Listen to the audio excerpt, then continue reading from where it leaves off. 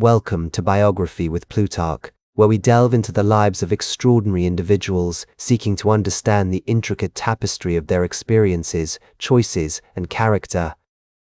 Born on December 10, 1830, in Amherst, Massachusetts, Emily Dickinson's early life was marked by a distinctive blend of tranquility and intellectual curiosity. In the picturesque town of Amherst, nestled in the heart of the Pioneer Valley, Emily spent her formative years surrounded by the comforts of family and the beauty of nature. Her father, Edward Dickinson, was a prominent lawyer and treasurer of Amherst College, which had been founded just a few years prior to Emily's birth. The Dickinson family resided in a stately homestead on Main Street, a residence that would remain Emily's home for most of her life. This homestead, with its sprawling gardens and majestic trees, served as a sanctuary for Emily's burgeoning imagination and poetic inclinations. The house itself was a testament to the family's prosperity, featuring a blend of Federal and Greek Revival architectural styles, with large windows that allowed the warm sunlight to pour in and illuminate the interior. As a child, Emily was particularly close to her brother Austin, who would later become a frequent companion and confidant. Her sister Lavinia, though younger, also played an important role in Emily's early life, often serving as a partner in play and exploration.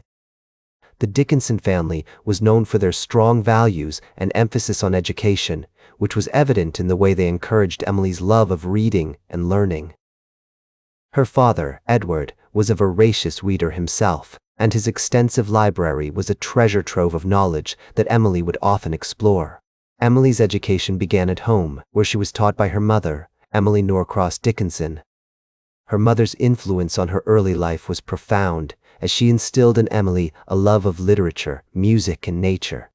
As Emily grew older, she attended the Amherst Academy, a prestigious school that offered a rigorous curriculum in subjects such as Latin, mathematics, and literature. It was during this period that Emily began to develop her writing skills, composing short stories and poems that showcased her unique perspective and talent. The historical context of Emily's early years was marked by significant events and social changes. The abolitionist movement was gaining momentum, with many prominent figures in Amherst actively involved in the fight against slavery. The Dickinson family was no exception, with Edward Dickinson serving as a treasurer for the Amherst College Anti-Slavery Society. This exposure to social justice issues would later shape Emily's perspectives on morality, freedom, and human dignity. In addition to her formal education, Emily's early life was also influenced by the literary and intellectual circles of Amherst. The town was home to a number of prominent writers and thinkers, including the poet and essayist Thomas Wentworth Higginson, who would later become a mentor and friend to Emily. The Dickinson family frequently hosted literary salons and gatherings where they would engage in lively discussions about literature, philosophy, and politics. These events provided Emily with a unique opportunity to engage with some of the most prominent minds of her time and to develop her own critical thinking skills. The combination of her family's values, her education, and the cultural and social context of her time all contributed to the development of her unique perspective and poetic voice. With this foundation laid, we can now turn our attention to the remarkable achievements of Emily Dickinson, as she blossomed into one of the most innovative and celebrated poets of her generation. As Emily matured, she developed a unique poetic voice that would captivate readers for centuries to come. Her poetry was characterized by its concise yet powerful language, exploring themes of love, death, nature, and spirituality. One of the key factors that contributed to her innovative style was her rejection of traditional poetic forms. Unlike many of her contemporaries, Emily didn't adhere to conventional rhyme or meter, instead opting for a more free-flowing and expressive approach. This willingness to experiment with form and structure allowed Emily to tap into the deepest recesses of human emotion, creating poems that were both deeply personal and universally relatable. Her poetry often explored the inner lives of her subjects, revealing the complexities and contradictions of the human experience. For example, in her poem Because I Could Not Stop for Death, Emily employs a unique blend of imagery and symbolism to explore the theme of mortality, creating a sense of intimacy and immediacy that draws the reader into the poem's world. Emily's poetry was also marked by its thematic depth as she explored topics such as love, loss, and transcendence. Her poems often grappled with fundamental questions about the nature of existence, encouraging readers to confront their own mortality and the mysteries of the universe. In Hope is the Thing with Feathers, for instance, Emily uses the metaphor of a bird to explore the concept of hope, creating a powerful and enduring image that has become an iconic part of American literature. Throughout her life, Emily was driven by a fierce independence and a commitment to her art. Despite the societal pressures and expectations placed upon her, she refused to compromise her vision or conform to the literary norms of her time.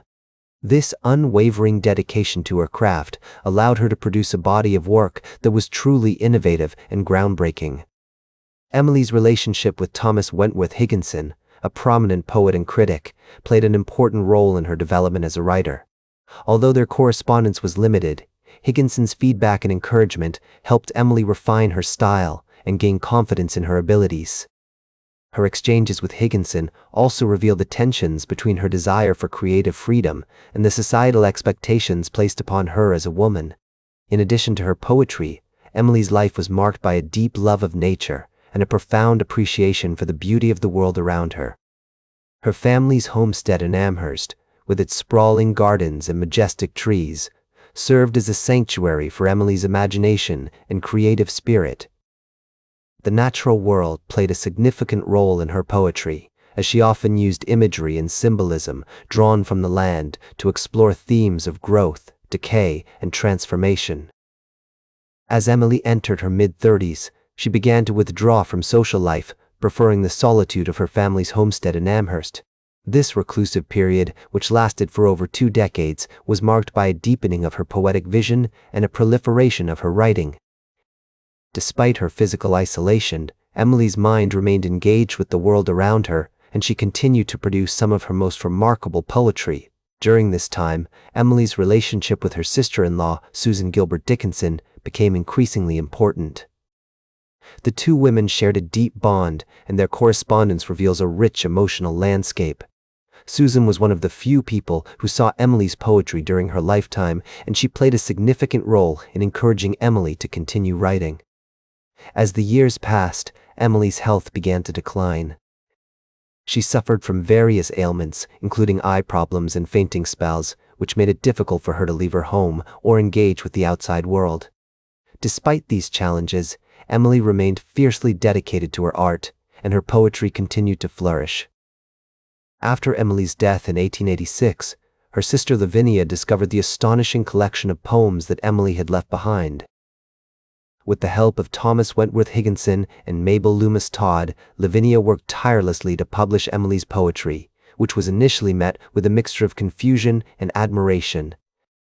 The first collection of Emily's poems, published in 1890, was heavily edited and did not fully capture the innovative spirit of her work. However, as more of Emily's poetry was published, her unique voice and vision began to gain recognition.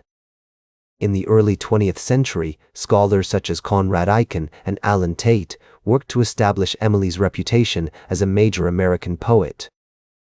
Their efforts helped to cement her place in the literary canon, and today, Emily Dickinson is widely regarded as one of the most innovative and important poets of her generation.